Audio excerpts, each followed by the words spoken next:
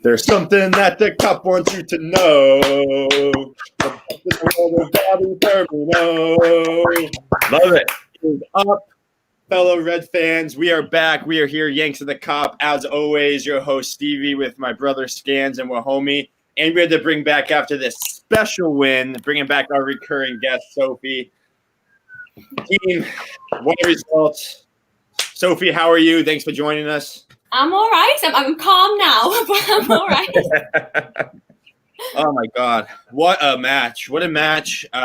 Geez. Let's get right into our opening statements. I want to hear everybody's opinion on this game. I'll start off.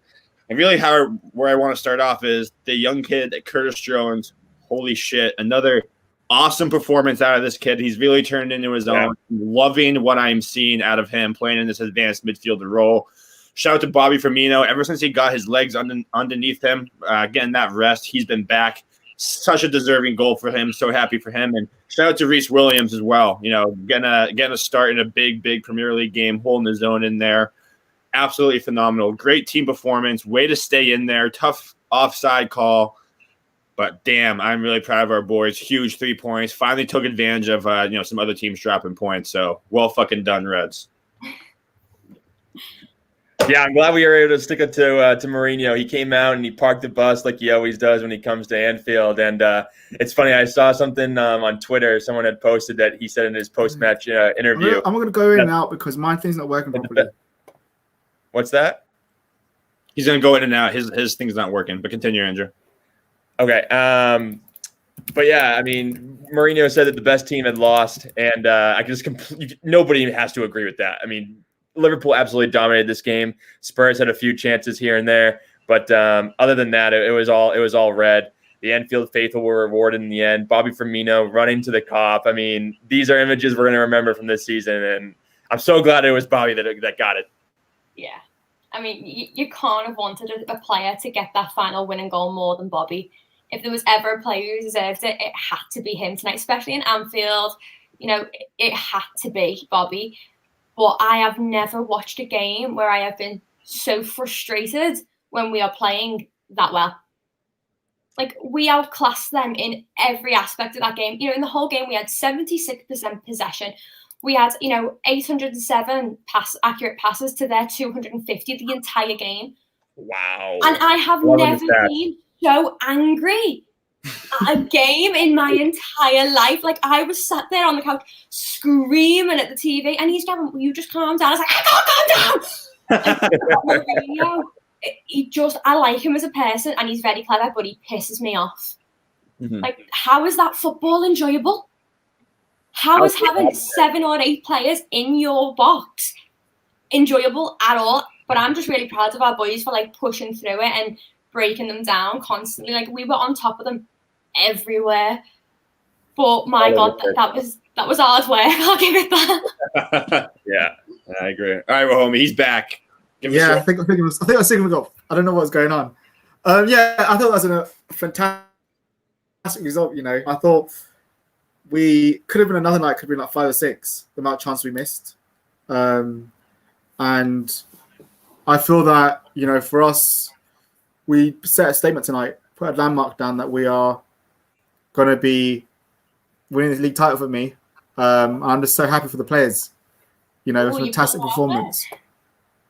He's calling it already, folks. He's calling it already. No. You do not call that before Christmas. No. Yeah, I disagree. I think we're going to stay there. No. We're going to stay there.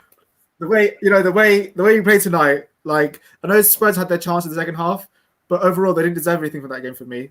And I think on another night we killed them off because we missed so many chances. Another night we killed them off and win 4-5-0. I'm just glad that anti-football didn't win tonight. Yeah. Exactly. This is a huge win for true footy fans who like to watch the game well. But let's get into the rundown because there's a lot I want to talk about on this game here. It looks like Wahomie's having some technical difficulties, so he'll be going in and out. But I want to start with the lineup because when we did our pre-match, we all thought we were going to see the duo of Fabinho and Matip. So, and I think across the board we kind of expected everyone else. But Sophie, I want to start with you. What did you think of the lineup? The nod to, especially the nod to Williams over Nat Phillips or Matip, and then also Curtis Jones over maybe a guy like Keita. Well, I think let's just go for the centre backs first. Matip, I love Matip, but he did pick up a back twinge in the last game, and I think knowing the fixture list we've got coming up, I think it was really clever of Klopp not to play him. Knowing the tactics that Spurs play, which is sit back and break on a counter, why would you risk Matip taking on Son or Kane and ended up with a long-term injury when he's the only fit centre-back in position that we've got left? And I just think if you played him and he got injured, there would be a world of hurt out there. Everybody would be furious because then we'd have no one. We've got 2 makeshift centre-backs.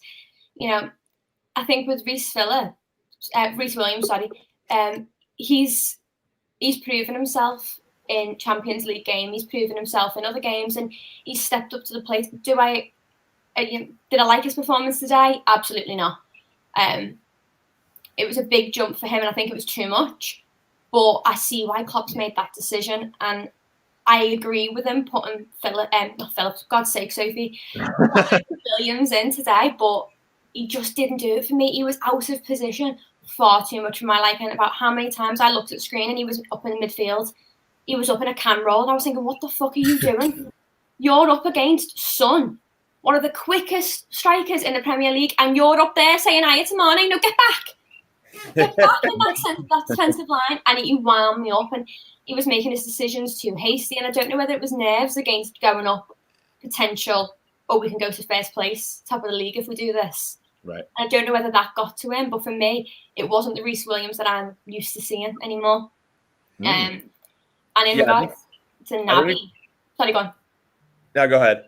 I was just going to say quickly, just in regards to Naby, again, Naby's just come back. Yeah. He's only had 1 fit training session, and I think to put him in a game like this, which when you're watching it, they were going in left, right, and centre. They were playing dirty, and they weren't getting a single call for it. We weren't getting a yellow anywhere. We weren't getting a free kick. And I think about 4 times he took Mane down, and nothing came from it. And I just don't think it was worth risking Naby for that. No chance. Yeah, I'm glad that Naby didn't see the pitch. But going back to Reece, I mean, I thought that for a 19-year-old going against one of the best strikers in the world in Harry Kane, I think he did a pretty damn good job. I think his one mistake was in that goal. And I wouldn't even put the whole fault on him. I know. Let me finish. I was going to say, I think it's mostly Trent's fault there. That they just lacked communication. I mean, they're both young. They didn't speak up. Trent should have passed on Kane to Reece Williams. And Reece Williams should have passed on Son to Trent. There was just no communication there. And then Son was in on goal, 1-on-1 against Alisson, and there's only one outcome there. But I mean, overall, I thought Reece Williams did well. I think he was dominant in the air like he usually is. I thought he was mainly calm and composed back there for the most part, and just distributed it to our midfielders and Hendo and Genie and passed it out wide. So I mean, he did the simple things well, which is what you kind of want from a young player like that. But in regards to Naby, I'm so glad he didn't play this game. I mean, he let's get him through a few training sessions before we throw him into a match of this caliber, because once he starts making the training pitch consistently, then he can see the field. I just think it's hilarious how we watch the exact same match and we've got 2 completely different opinions on this kid. Yeah. You think he was dead calm and collected, and I think he was just dead hectic. And no, he's not a mini Van Dijk. He's not. He's not. Don't. But he's a good player, and he had brilliant moments in there. For a 19-year-old kid, he held his own. But it just wasn't what I've seen from him before. And I feel like every game we've seen him, I've got this level of him now. Like, this is what he should do. And he didn't do it for me tonight. It was the positioning for me. It was the positional factors, not reading the game where the other players were. And it just pissed me off. It just did. It wound me up. We have to agree overall on that. I think, in terms of, winning the balls, he did some good headers and stuff. But I do think positional-wise, at times, he was a bit suspect. And I think maybe another night, I think some of the breaks another night, positional-wise, could have been done for it. Because I think most of the attacks came down his side as well, him and Trent's side. So I do feel that that's where Tottenham was targeting. Especially the one where Mora hit when Mora came in. Yeah. I thought that came down his side. And again, it's positioning, I think, from Trent and Williams. But overall, I'm not going to knock him. For a 19-year-old, other 19-year-olds would have crumbled tonight, and he stood his own. And he shown that he's got bags potential. So I think fair play to him. He did well, and I think. I just wanted to add on my magic side. I think in the summer we need to be ruthless and get rid of some players, because we can't keep having players made of glass. And as much as I love them, I think the big thing we need is durability, like how Ginny is. Durability. You need a centre backs who can play 25, 30 games. You're not going to get a player like that. Well, we need to re-sign Ginny. That's the problem. Thing, if you buy someone like Konate or Upamecano, they'll play more games than Matip. And if you buy a younger centre back, say a Ben White or a Shaw, you'll get the cover. Okay, so let's just ask just quickly. A lot of those players that you're mentioning aren't in the Premier League. We've seen firsthand with Naby coming from the German League. He was on fire, and he struggles a little bit with the Premier. He struggles with injuries. It's a lot more intense. The fixtures, we play more games. There's more teams in the season. It's very high intensity, especially this time of year where it's cold anyway, and that's difficult for athletes. But you're saying, let's bring this player in, this centre back, and we need someone who'll play 20-odd games, and we need someone who'll play this and not made of glass. Do you not you, but everyone in general, do you just not get that? You're not going to get a Genie everywhere. You're not going to get a Van Dijk everywhere. You're not going to get an Alisson. You are going to have players that unfortunately come with the best intentions, but end up being a bit injury prone, and you can't. It just winds me up how easily people are to write Matip off and Naby and say, "Oh, sell them at the end of the year because they're injured." We can't have players. We can't have players who can't play more than 3 games a week or twice a week. We can't. That's not sustainable. And also, we knew in the summer that gamers and Matip always get injuries every year. And I think we need more durability because we can't have another season like this. It's great this season. We can't get next season and expect to be. I just think everything that went wrong for this season went wrong so far in terms of injuries. Van Dijk the past 2 years, I think maybe he missed 1 game. So Gomez, do you think he's going to actually play? But Van Dijk aside, we know Gomez has a big injury every year. Every year since he's been here. Since he's been, even in his Charlton days, he always gets a big injury every year that takes him out for at least 5 or 6 months. We know Matip has always been injury prone. So we knew those things. Van Dijk we can't mitigate, but we knew Gomez and Van Dijk. We knew Van Dijk and Matip. So I don't really see that as an excuse to say we weren't prepared for that, because we knew that we were going to go with 3 centre backs and 1 in Van Dijk that was normally fit 100% most of the time. So we should have been a bit naive there for me in terms of not getting. I completely agree that we need a new centre back. You can't deny that we need to look at a centre back in January, 100%. But if you're going in with the rose tinted glasses that we're going to find, another Virgil van Dijk who can play 38 games a season without breaking a sweat, can play with broken ribs and will carry on. You're deluded if you think that's going to happen. It's not. I think Konate, if you look at his injury record, has played enough games to warrant being looked. If not Commander, they played at least 25 to 30 games a season.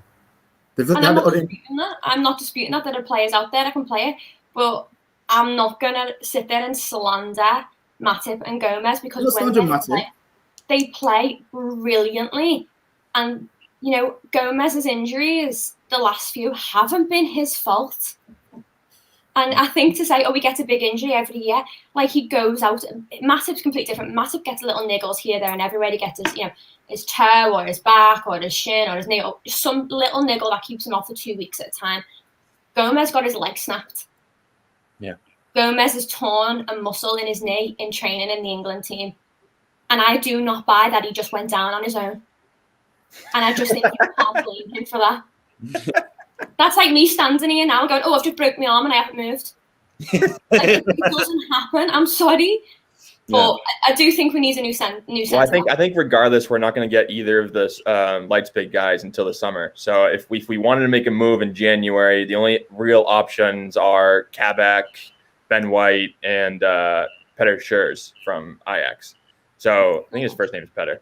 But so those are only the 3 realistic options. If we want Konate or Upamecano, we have to wait until the summer. There's no way they would let them leave in January. Yeah, they're not going to go now. Right. But I think we can probably entices Shah to come in January. Ajax are out of the Champions League. Yeah, I'd like him. we'll see. Yeah, we'll have to keep an eye on it. Let's kind of reel this back in to the actual game that was just played. I love talking about transfers. I can do it all day, but I really want to talk a little bit about the first half, because one thing that we talk about a lot is we start slow all the time, and when we start slow, it causes problems. I was incredibly impressed with how we started today. I thought we played a pretty almost spotless first half. I mean, we were creating chances, other than the fact that all of our shots were going directly at Loris. I absolutely loved what I saw from the front three. A lot more movement, a lot more fluidity. Bobby Firmino was absolutely everywhere creating. Again, Curtis Jones, I thought. I mean, just much better performance going forward. I mean, obviously Tottenham gave us space, let us play that way, but I mean, if we can start every game like that, we're going to be a tough team to beat. So, what were your overall thoughts on the first half and how we started? I thought we were electric in the first half. Yeah, I mean, I thought whenever Mourinho is going to come to Anfield, you know what you're going to get. He's going to park the bus. He's going to put 11 players behind the ball, and he's just going to defend for 90 minutes. And that's what he did for that first 45. And that enabled us, to start off electric, like I had just said, because with Anfield behind us, our touches were right. Our intensity was right. The manager obviously got us going beforehand. So yeah, I mean, I thought it was a perfect start, but then it was strange because in the second half, up until like the 70th minute, we didn't come out guns blazing. We just we were very stagnant. Tottenham kind of put us on our heels for a little bit. It was very odd. I didn't really understand what happened when we came out there. No, I completely agree. No, go safe. No, go safe. That first half was incredible football. It was so fluid. We've been saying, I know we said it the last few times we've been on the podcast, that communication's not there. And I feel like it was well and truly there today. Like, everyone knew what they were doing. And, we all know when Mourinho comes and plays football anyway, he kills it. He just parks the frigging bus. And I was about ready to go and get a Copperberg bottle because I had enough. But he kills football, and they couldn't, that first 30 minutes, they couldn't even do their park the bus tactics because we pinned them in their own half. Mm-hmm. But every time they were trying to do their let's calmly pass back and forth and try and wait for a counter, we were in their face. They couldn't breathe. Like, we suffocated them the way they normally suffocate a team with defending. And I just feel like such a deep defensive way that Mourinho came out from the get-go was a bad idea with such a high intensity team as Liverpool. Like, that was never going to end well.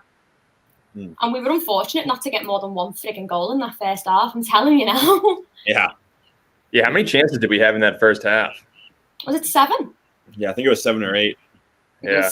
I think we had 9 chances. Yeah. First half, we had 7 shots on target. Yeah. 5 the first half. For 7 in the first half, shots on target. Crazy. Yeah, I think that was like everything in terms you want of a first half, except for just finishing. And I think I think we should have been 2-0 up in the first 15, 20 minutes. I think Bobby should have scored that free header, and then I thought he could have volleyed that. He chose to head it, but I thought he could have volleyed it. I think there's another one. I think it was Salah or Mane could have scored as well before that. Salah, wasn't it?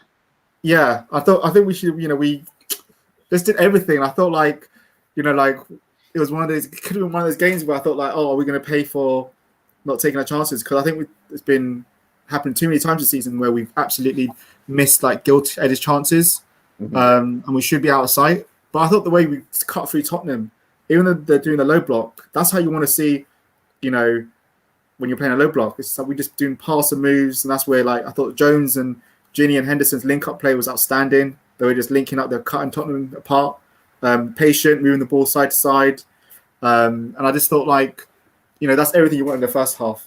And Tottenham, we'll get onto the other side, but I just think they didn't deserve to go in 1-1 at half time. Andrew, what did you think about the fast start in the first half? I already commented on it, but I thought it was great. I mean, that's how we wanted them to start. But for me, it's never really been a problem with starting fast at home for Liverpool. It's always been away. So I guess is Crystal Palace away? I think we play them away, right? Yeah, we'll see what happens there. Yeah, but they drew with West Ham 1-1, so they had a hard game tonight. So Benteke got the red card. Yeah, I saw that. But let's get to the offside, that offside no call. I mean, the one thing I want to say is, listen, it was tight, okay? Like if I had to guess, I would say it was offside. It looked like it was offside to me. But this is my frustration. Like, if this is how they did VAR, well, the entire season, like, you wouldn't hear me complain at all. But the problem is that it's so inconsistent week in, week out how they do it. So this time there was just one blue line, and that was it. There was no other line for, the defender's foot, the offender's foot. It took 30 seconds, how it should be done. But every time we see it that close, you see him zoom in, you see him do like these dotted lines that go up to like the limb on the body. And then this one, it was just quick, boom, that's it. And all I'm asking for is just fucking be consistent. Please, just be goddamn consistent. Seriously. Yeah, it seems like it completely changes. I feel like they get on a call like before the game, so like, okay, guys, how are we gonna do VAR this week? Okay, great, sounds good. And there's just nothing. Like, how are we supposed to know? Like, it just gets to the point now where like a goal scored, and you're like, okay, wait, let's see what happens, and it's just really frustrating. Like, then you see the clip of this being ruled onside, and then you see the picture of Mane being ruled offside in the Everton game, and it blows my damn mind. I'm sure you guys all feel the same way, but it just drives me crazy. Yeah, like literally, I was just gonna say the exact same thing. Like, it's that consistency about it. Like, I couldn't care less that was ruled onside or offside. I thought it was offside. Mm-hmm. Keith was sat downstairs next to me, and he's going, "No, that's onside." I was like, "No, it's not." We were having a full-on like domestic over whether it was onside or offside. I went, I always say, if it's too tight to call, it's onside. And that's the way it should be run. And the way VAR was handled tonight was exactly how it should be. Mm-hmm. But like you said yourself, and my issue with it is that doesn't happen everywhere else. Like you said, they spent 5 minutes checking Mane's sleeve in the derby. Salah's big fucking toenail against Brighton. And then they sat there for 5-10 minutes and debated a fine challenge from Firmino against Fulham. And I'm like you said, the little lines, the dots, and the recalibration, the moving the lines and making them bendy and green and whatever the fuck they do with them. And then this time they just go, yep, that's onside sound. Yep. Why can't you do that every week? You do that every week. You've got no problem from fans. Yep. And it just wound me up. And I just sat there and I was like, why can one ref do it and the others can't? Yeah. If that's Liverpool's offside. If that was our goal, it's offside. There's no really debate about it. Oh, no. If we talk about match of the day, we'll have Jermaine Janus of one of those idiots saying, "Oh, that's blatant offside. Liverpool get favoured again." It's a joke. Yeah. You'd have it with Salah diving, and Mane was off. You'd have slated everything. It's a joke, and I just thought it's typical because Song's foot was offside. I don't care what people say. It was offside. He's offside. It should not have counted. And I don't understand. I still don't understand how that's given onside. Yeah, the first view that they gave, I thought it was offsides right away. Right when I saw it, I was like, oh, that's offsides. They'll call it back. Yeah. No call at all. No change. I mean, then they zoomed in. They put the one line down. There was no other red line or other blue line. They just lack consistency there. And if I can tell from the eye test that it's offsides, I think it generally should be offsides. But I mean, it was tight. It's tough. But like you guys said, we just need consistency. Did you guys see that Dyer's handball was a penalty? No, I didn't think it was. But given the rules now, I don't know what a handball is anymore. I don't know what it is. I thought it was a penalty. You can't. He's the ball's hit his hand. I've seen them give him. But it wasn't a penalty. I would have been pissed that was a handball on me. I've seen them given. I've seen it. Okay, fair enough. I've seen them given. That's what I say. I've seen them given this season. Let's put it this way. Like any other time you see them given, yeah, you do. And I'm the first one to say they're going, oh, come on, this stupid new rule, the handball, you don't know if you're onside, offside, whether you can 2-foot someone anymore, as long as you're offside, it doesn't count.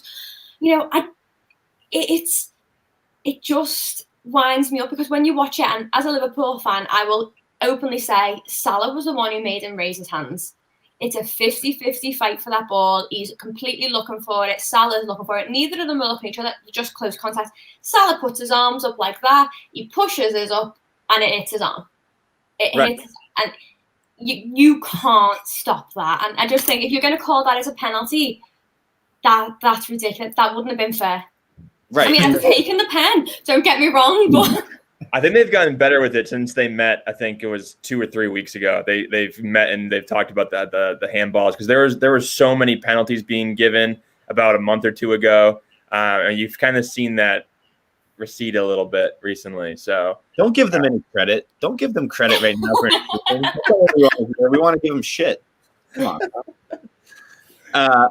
Anyway, but something else I just kind of wanted to talk about too from the first half. Well, just the entire game in general. Did Harry Kane really do anything today? No. Yes, he did. Harry Kane faked a head injury so they could try and get Dele Alli on and to stop the second goal. I was thinking the same thing. I was thinking the exact same thing. Ow. He's clever though. He's English. He's clever. It's not. And he missed that header, free header. Yeah. And he tripped as well on that attempt. That's it. He always has these like little quips where he, like today, he fell down, hurt his head. And did we have possession when that happened?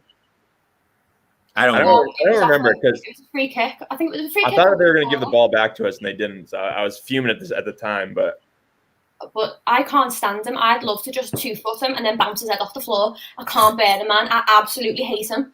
Like, I'm going to get railroaded first going, she's so aggressive, I'd fucking 2-foot him. I hate that man. Maybe it's because I'm with an Arsenal fan. I don't know, but I hate him. He's a cheater.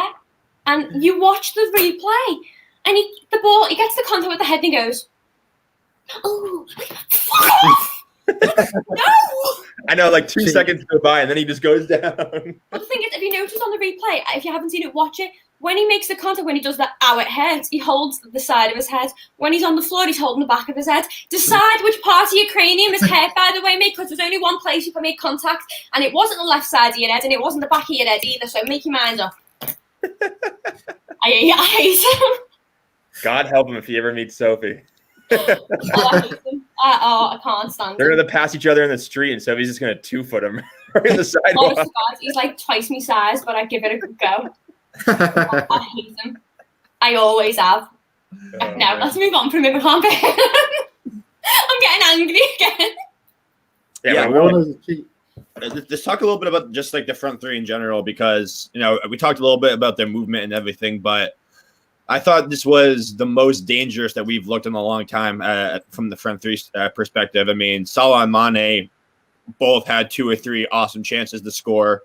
Firmino was creating chances, and I think when those three play like they did today, we're going to be a tough out for. It doesn't even matter who you put in front of us, and especially against the low block, which is something that's killed us in the past, and to be able to put on the performance like we did today, and those guys put on that type of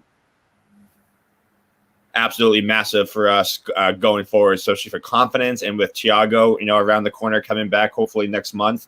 They're starting to click at the right time. So, what did you guys think of the front three today? I think the front three played well. I think it was just finishing in front of the goal, the only downside they missed. Being clinical. I think last year they're far more clinical in terms of chances, and I think Mane badly needs a goal, because each time he's snatching at chances, you can see he's getting more frustrated. And I think that he really needs a goal to get the monkey off his back, because I think that's also affected his composure, because I thought he should have passed to Bobby instead of shooting. Bobby was right clear, square to Bobby. Bobby was free. Instead of shooting. He wasn't going to score from that angle. So, but I think overall, except for finishing, that's probably the only thing I'd say that just even a bit more clinical, that's it. But then we'll be too hard to handle. Yeah. It's something we talk about all the time as us being clinical, but I think the first step was seeing what we did today with the movement, creating the chances and creating a volume of chances. Now it's just, going back to converting them like we did in the past. But go ahead, Andrew, I'll cut you off. Yeah, I guess I'm just going to say that I think that, in this game, they all contributed to shots on target. Bobby had 4, Salah had 4, Mane had 2. So they're definitely creating chances. Like you said, Steven, there was just more fluidity up top today. I thought, Firmino was finding the ball a lot. Mane, he was having a tough time with Aurier on the left wing. But that was a great battle to watch. Sometimes Mane came away with it. Sometimes Aurier came away with it. But towards the end, I think Mane just wore him down.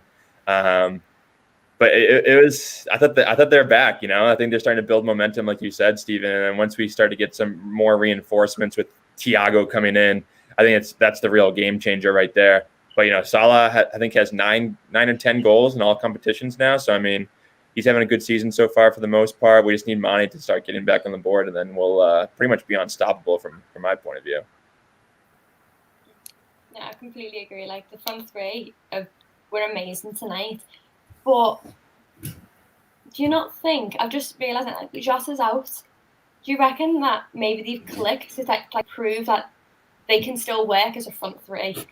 Because I know recently we've seen Jota coming in and we've seen Bobby taken off, or Jota starting over Mane or something like that. And I know we started them as a front four as well, but I think this was kind of more of a message, like, we can still work as a front three. We can still do this the same Liverpool way we've always done. Pedal to the metal. Like, we can do this without Jota. And I think I didn't miss him actually today. No. So I really enjoyed watching, like, our classic front three back at it again. I just thought they were great. Even though Mane didn't score and he had so many attempts, but you can see like that fire is still there, and he was getting frustrated, but he wasn't giving up with it. The way he turned, was it Aurier that he turns at the end, about 80 odd minutes? I think it'd be one thing if Mane wasn't creating chances, or if he was just stagnant out there, and he's just not, though. He's beating his man, he's putting in crosses. Yeah, the shots aren't going in. That's still a good sign. The fact that he's still creating and being effective on that left wing. I don't think he could do anything wrong in my eyes, to be honest. Mane could just sit down in the middle of the pitch and read the magazine, and I'd be like, yes! I love him. No, he's been great, and it's funny because I think Ricky, who we had on yesterday, Tottenham fan, he made a really good point about how they brought in Doherty as thinking that he was going to be their starting right back, but all of a sudden now that Aurier has competition, all of a sudden he's playing out of his mind. And I think it's almost the same now for the front three. I think they got a little complacent, and then when Jota came in, maybe put a little fire under their butt, saying, oh, "Okay, like we got a guy who can replace us." So I think that's definitely helped. And now that they see an opportunity, it's like, "Hey guys, like we have an opportunity to cement ourselves again as the front three. So let's take advantage of it." They definitely have. And then also, Sophie, I want to let you comment on your boy, Gini Wijnaldum, because I thought he and Henderson did an absolutely phenomenal job again today. And Curtis Jones, the entire midfield. No, that was the area that we circled with Højbjerg and, Tottenham's options. But I thought they were fantastic and, especially shut them down, especially Harry Kane had nothing going. Yeah, like Gini, everyone knows how I feel about Gini. I love that man. I love all of our players, to be fair. Like, I could sit there and go, I love him. Because I do. We know you love Gini. I love Gini. He's amazing. And I just think his hold-up play was phenomenal. His recovery rates, he's just a workhorse, isn't he? He's just amazing. He's going to be like Millie when he's, like, in his 30s. He's just going to I've been saying. Going. I love him. And I think he played really well. But I didn't notice him, really, in the game. But for the right reasons, because I was so busy watching everyone else doing all these amazing things that I didn't watch Gini until every night occasionally. But when I did watch him, I just thought, he's going under the radar, but he's doing everything he should be doing. Like, I couldn't pick a single thing that Gini did today that I was unhappy with. Henzo was phenomenal. Him tracking back with Salah was... I love Gini's matchup with Sissoko. There were so many times they went head to head, and Sissoko is a big guy, big strong guy, and Gini didn't back down. Gini won those battles a lot of the time. So I mean, he's amazing in the center of the park. There's, like you were saying earlier, he has to sign that contract. If he doesn't, it'll cost us maybe 40 to 50 million to try to find a replacement that's similar to him. Mm-hmm.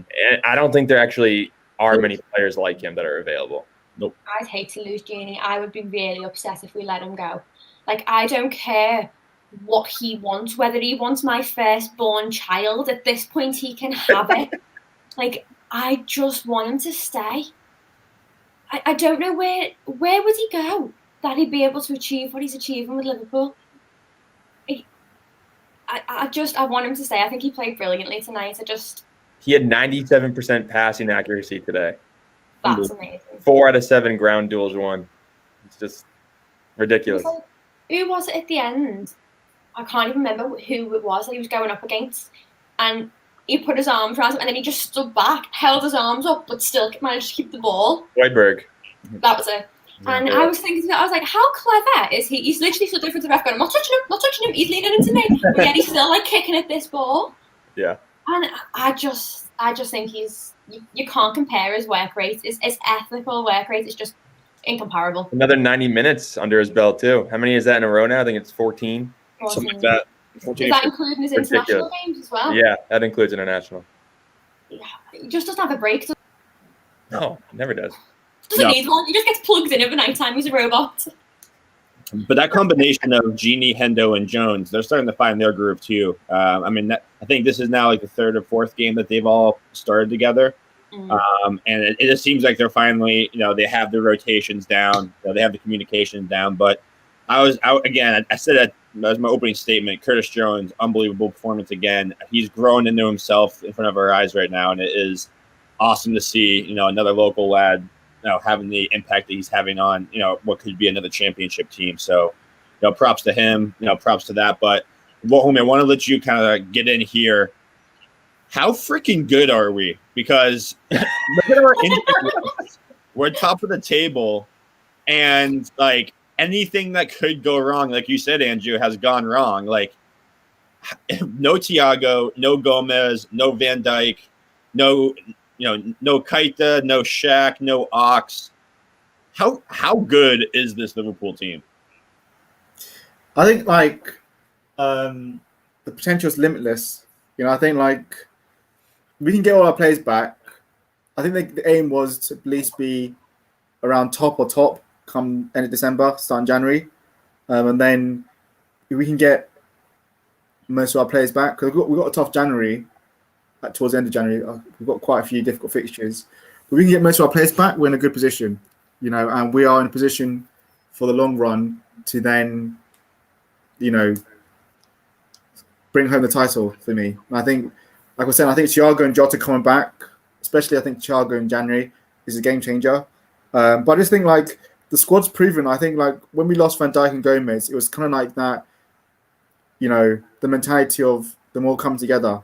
I'm pretty sure the players must have all spoken together and said, look, we got to, win this for Gomez and Van Dijk. We've got to come together. And you even saw, I think it was against Fulham, how Henderson saying how the injuries are taking a toll on the players. So I think it's brought a siege mentality. We have to win this together. It's brought the players much more closer. And I think because of that, we are seeing it's allowed players like Jones and Williams and Nico and Phillips, when they do come in, to step up, knowing that we're all a big family, we're all a team, we're going together. And I think we're showing we're the best team. We are the best. We've got the best squad. It's only injuries that derailed us. We have the best squad. We're better than Chelsea, Tottenham, Man City, better than all of them. And if we had our full squad, we'd be cruising this league title again. But we're unfortunate. But I think. I said at the beginning of the season that I expected us to win the league title and get to at least the semi-final of the Champions League. And I still stand by that. Because I don't see, even in Europe, except for maybe Bayern Munich, to really give us a game properly. I think we're better than all the rest of them. And even Bayern Munich, I think we could beat Bayern Munich. If we have all the players back fit, we can beat them. Because I don't think they're that great defensively. But I think it's great. And I think, I'm excited, obviously, at the potential of some of these players. I think, Williams, Jones, Nico, I think they've got great potential going forward. And I mean, some of them I haven't always been I've been the biggest critic of some of them, but I think they are showing that they are Liverpool players. I think with Jones, the only thing he needs now is to add goals, because he had goals in under 21s. He was scoring bags of goals. The only thing he needs to do is start having a bit more confidence, because I thought today and against Fulham when he did a run and he did that wicked run, I think in under 21s he buries that, because he had that confidence in himself in terms of shooting. I think that's the next evolution from him. Maybe not this year, but next year, him to start getting the goals in, because he's got the potential, because he did it in under 21s. Right. But yeah, I think exciting times. And I think Klopp's building mentality giant team. That's the key thing, mentality giants. We just need to transfer this to away form. And if we can get the waveform locked down, then this team's unstoppable. It's just, the thing for me is I don't want to then go to Palace and play against Fulham.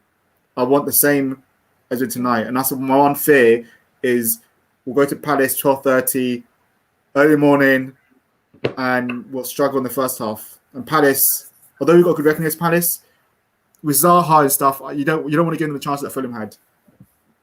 But overall, I think it's exciting times. Oof, a lot to take out from that. My thoughts, I talk. Jesus fucking hell. That's Liverpool. I could talk all day about Liverpool. Yeah. No, I think it's a lot of you said it's spot on. I think it's what we're hearing here is what we're seeing here is I think somebody's repeating, by the way. If someone's listening on YouTube as well, you gotta mute that.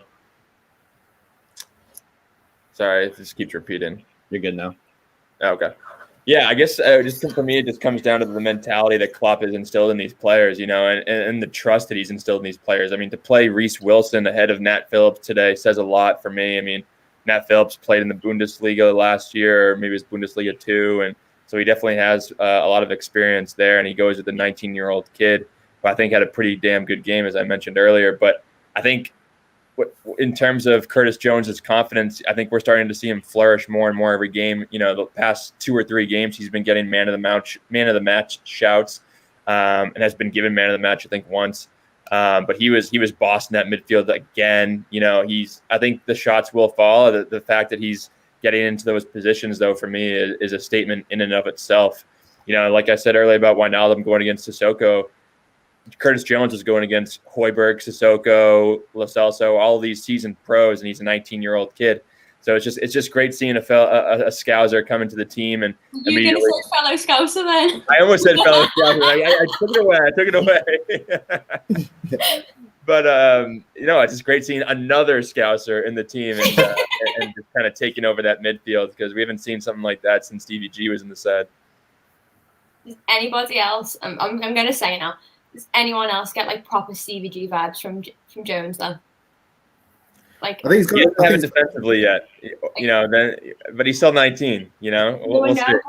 Let's not forget that Stevie was 16 or 17 when he made his debut for Liverpool, and I just watch his runs and the way he just has this vision with the ball, and he'll just cut through that midfield. His 1-2s today were incredible. He'd pass it and he was up the other side of the pitch waiting for the receiver. He was fantastic. But I actually at one point when he did a shot, when he shot and it went straight down the middle to Luis, I literally went, Gerrard! And he was like, it's not Stevie. He was like, wait, I love Trent, I do. And Trent's the scouser in our team. Something about the way that Jones is playing and developing in that midfield. And I think if he's been playing for us, on and off consistently for 2-3 months now, and this is how much he's developed in this short 8-week span. Imagine what he's going to be like next season. Yeah, I mean, today he had passing accuracy of 94%, and he, like I was saying, he got into a lot of those advanced areas, and you're starting to see a little bit of his creative side. And I think I've been saying it for the past few episodes. I think that's a big warning sign to somebody like Naby Keita and Alex Oxlade-Chamberlain, because if this kid he's getting his opportunities, he's taking his opportunities. I mean, he played against one of the best teams in the country today in Tottenham Hotspur, again in a low block, and he looked pretty damn good to me. So I would be very worried if I was Naby Keita. Yeah. What I love about Jones is the fact that he doesn't care who it is. If it's Song, Kane, he goes in and just takes the ball off them and battles. And he doesn't care. He's not phased, in terms of the player he's playing against. And I think that at 19 is incredible. The fact that you have that kind of mentality. I don't care who it is. I'm going to fight for the ball here. I'm going to take it off them. I'm going to evade them with a bit of 1-2, move away. He's got the world at his feet. Yeah, I was going to say the same thing. He plays with no fear at 19, playing among men, and it's pretty phenomenal. He's got a bright future. He's going to be an integral part to this team. So really excited for him. Really excited to see him next year and beyond. That's for sure. What did you guys think about Salah today? Because J-Doc just said, Salah's always there, even when he's not at his best. He gets a goal or an assist. He's right. He's absolutely right. I mean, Salah was insane. like Salah, like that's what we love about Salah, and like people call him selfish and that sort of thing. But I would never ever ask him to change the way that he plays, because you look at it today. He hasn't been as clinical and stuff like that. And he has had a few games where he wasn't at his best, but he still goes out and creates a couple chances every single game. Like he just draws so much attention to himself that he frees up things for everybody else on the team. So yeah, I'm happy that he got the goal, but like even when he's not at his best, he still plays a huge role in the team. So I think that statement of him being selfish is unfair. Like he's created the most chances for us, open play chances for us last season, the year before. I don't get where people get the thing about him being selfish, because he's every year been our most creative player, and there's only Messi has had more goal involvements than him since Salah joined Liverpool. So I don't get where they're talking about the selfishness. Like I think it's unfair, and I think a lot of people are people who are like probably like Mane fan clubs or Firmino fan clubs who are slating Salah. You get those ones who are constantly saying, "Oh, Salah's better than Mane," and they're normally like they're particular fans. They don't support Liverpool; they're just fans of Mane or fans of Salah. I think it's them that's slating him, because I don't. Salah's outstanding. I want Salah to be selfish. I don't understand that. That's not an insult to me. Salah should be selfish. He's our greatest goal scorer in the team. I mean, Firmino's there because he is unselfish. He contributes to Salah and Mane's success. Mane just isn't clinical right now. Salah is clinical. He needs to be selfish. He needs to be shooting the ball at any chance that he gets. If Mane's wide open or Firmino's wide open or somebody else is wide open, then yeah, you should pass it. And like Mohamed said, he does get those assists and he contributes to goals. But I want him shooting all the time. Yeah, and I think, like you said, with this narrative that Salah is selfish, let's take, being clinical in front of goal. Let's take goals right out of the equation. Just look at what he does in a game. Like today, he tracked right back because Trent was too busy in midfield. He was right down that supporting Williams. Hendo was right with him. He ran the length and width of that pitch 20,000 times over today. He just didn't stop. And I just think to call him selfish is an insult to any striker, because the whole purpose of a striker is, I want that fucking ball in the back of that net. Yeah, it's their job. That's what you're there to do. So if you're not selfish, you're not doing your job right. If you're not hungry to get that goal tally, then I'm sorry, get out. Yeah. That's the way you should be. But Salah, he's a victim of his own success. First season he came in, he was a Chelsea flop. He absolutely bossed it. Then he got golden boot again last season. Last season, Mane took the reins a little bit and Salah took the back seat because everyone had everyone marking Salah. Even today, Mourinho, he brought on Reguilon and was it Davies as well. 2 left backs he had on, one for Salah, one for Trent. They both ended up marking Salah. Now, if you feel that threatened by a flop and you put on 2 left backs, Yeah, people forget that he often gets double teamed. Yeah. Throughout most of the game. Yeah. It's a good point. What did you guys think of Trent today? I was quite impressed with Trent. I heard you saying earlier that you think it was Trent's fault for that Bergwijn chance. I think it was. I don't agree. Not for the Trent Bergwijn one. For Son's goal. But Trent wasn't where he's supposed to be in same positioning. No, he wasn't. He was I thought that was Trent's fault. Yeah, he that was pushed forward. Trent's fault. He pushed forward. But if you watch him, he's making a run with. Who was he? Oh my God! I remember watching it going. Oh yeah, he's ran with him. He follows. He marked another player that took him into midfield. So yeah, he got dragged out of position for it. But I think that Son goal was going through no matter what. To be honest. But I thought he was good first half, but I thought he struggled in the second half a little bit. He wasn't whipping in as many crosses. He wasn't as creative. I thought we were more reliant on Robertson in that second half. Yeah, that's what I think. I think most of our attacks are going on Robertson's side because I think we weren't going on Trent's side for some reason. And normally that's not how we do it. It's normally both flanks. So I think obviously I know Trent's obviously come back from injury, but I just feel like we're missing a bit of his creativity in terms of the crosses he can do in.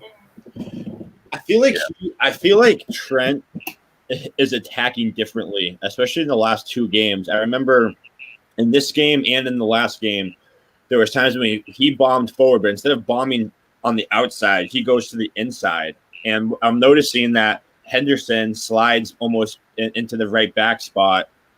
Jones kind of comes down as the center defensive mid, and then Trent is literally playing more like in the top of the box, right on the top of the 18. He's right in that area.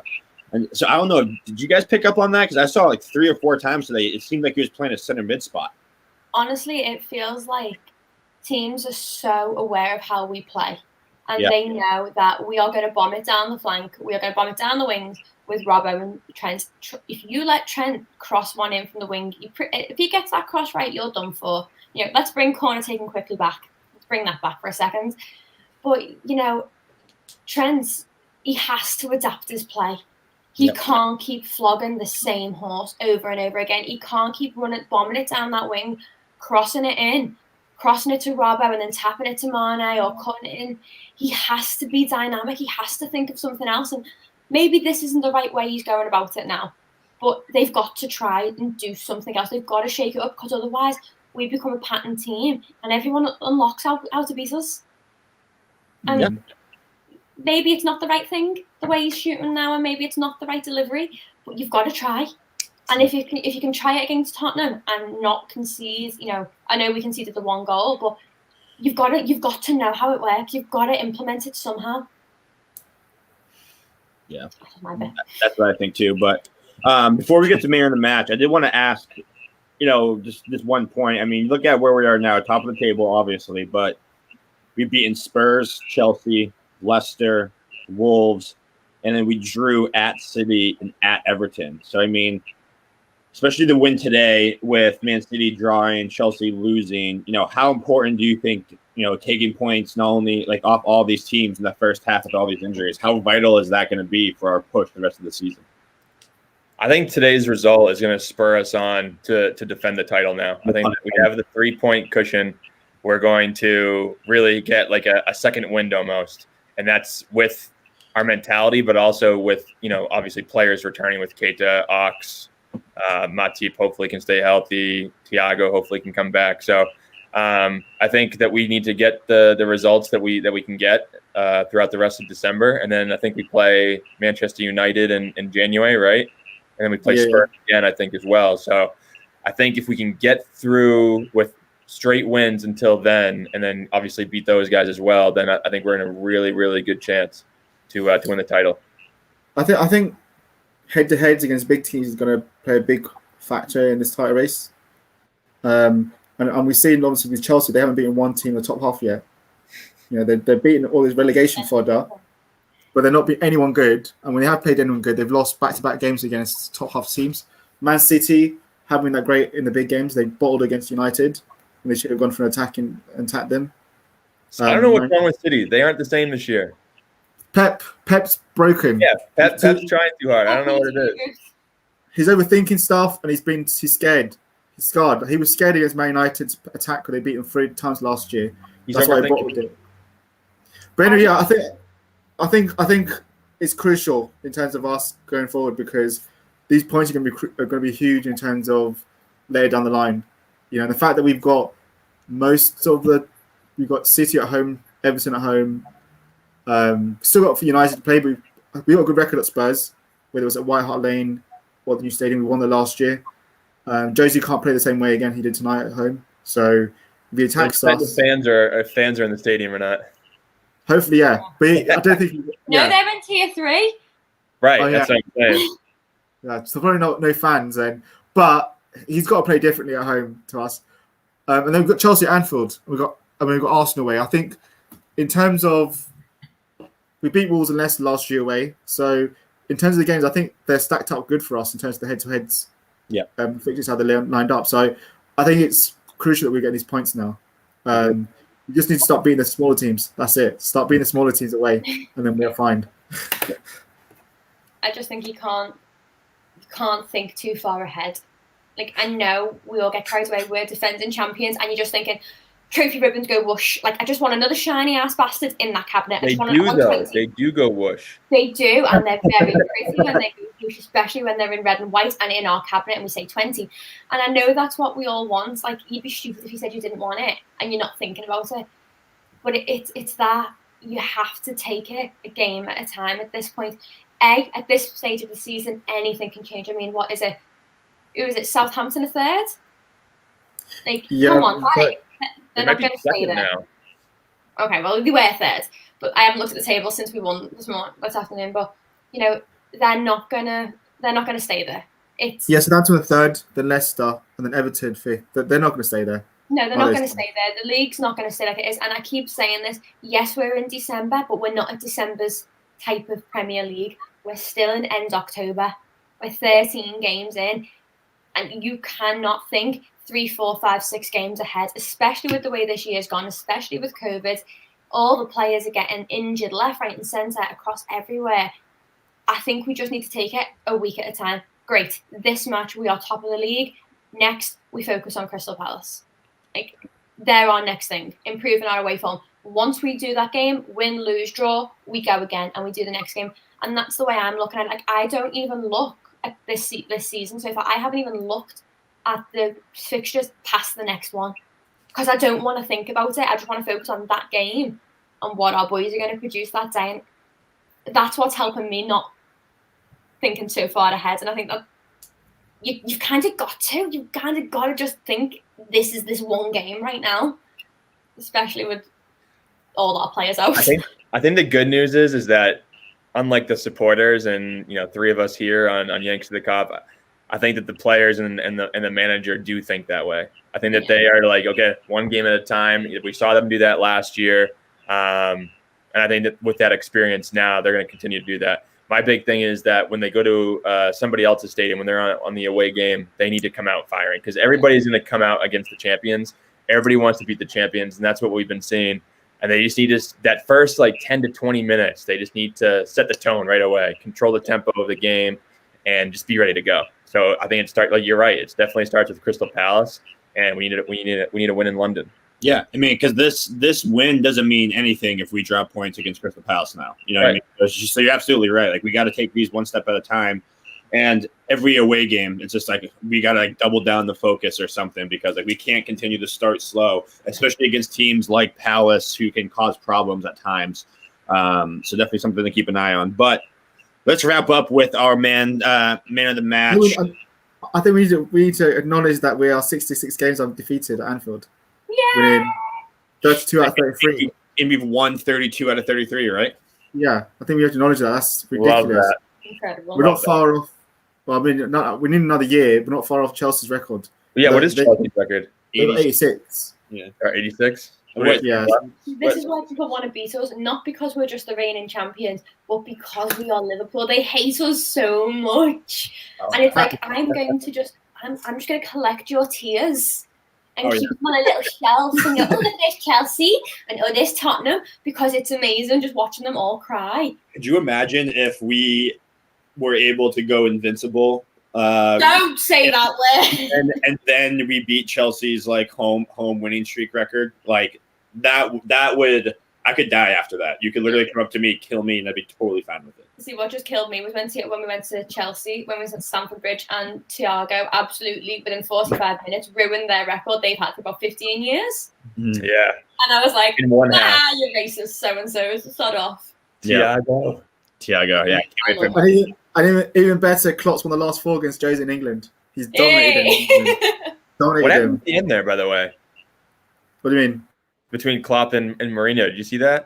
So what was said, but I mean, I watched Mourinho's post-match interview. He was just saying, if I acted like Klopp does on the sideline, I wouldn't be standing here.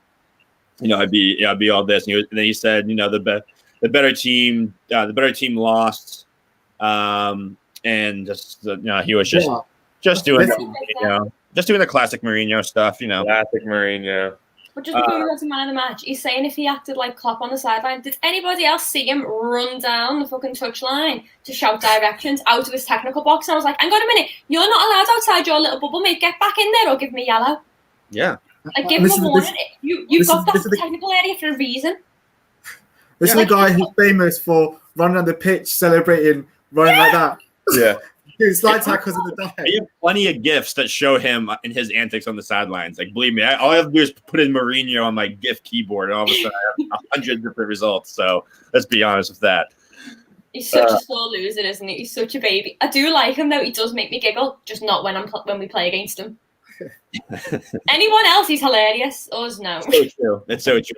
When it doesn't involve us, it's hilarious. But and hey, I would still love to play for him as a player. That's for sure. I wouldn't. No chance. I'm a defender. I'm so bored. I'm a defender, so he'd like me. You know what? I don't play football because I'm shit. But I couldn't play football under him. Like, no, I was bored and irritated. I was thinking, how are these professional football players enjoying? We were running and jogging, and they were just walking. They were standing still or walking, and then they'd make a little run. And they go, oh, okay, never mind, counter's not done. Let's walk back. How is that enjoyable? I mean, I know you get paid well, but Jesus Christ, you want to do something, don't you? I think Spurs at the point where they just want to win a title. So, yeah, I was going to say, they just want everywhere. They'll do anything. Ricky said yesterday they sold the soul to the devil. We're getting Mourinho. So they just want to win a title. That's it. They're just after trophies. They have to play something, whatever. Take this FA Cup or this Carling, this Carabao Cup. Still a Carabao Cup. Here you go. All right, man of the match. Perfect trophy for them. Why don't you kick us off, Andrew? Who's your man of the match? Bobby Firmino.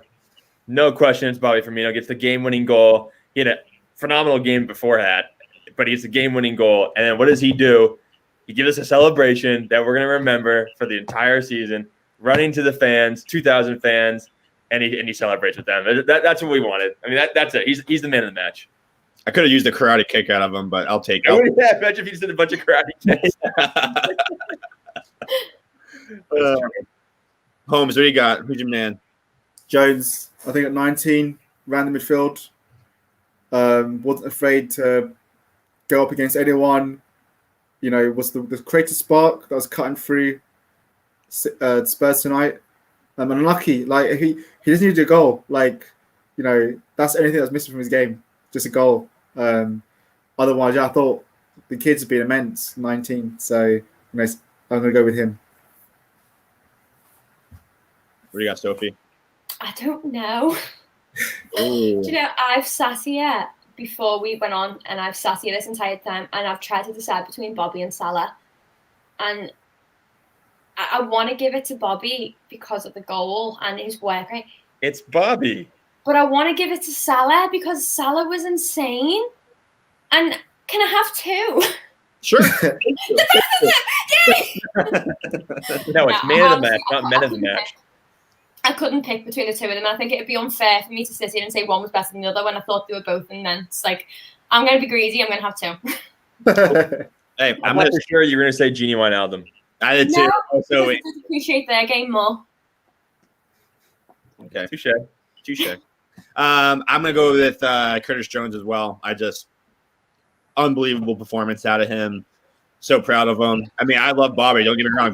Bobby's my favorite Liverpool player, but I gotta give the nod to Curtis Jones. I just, that was the position I was really worried about going into this game. How are we gonna create when Tottenham, excels the low block? But he was fantastic. Link-up play was great. Really got everything going. So Curtis Jones for me. But that ultimately wraps up this episode. Sophie, thanks for coming on again. Can't wait to have you back on. It's always fun with you. Recurring guest. It's not fun. It's just abusive.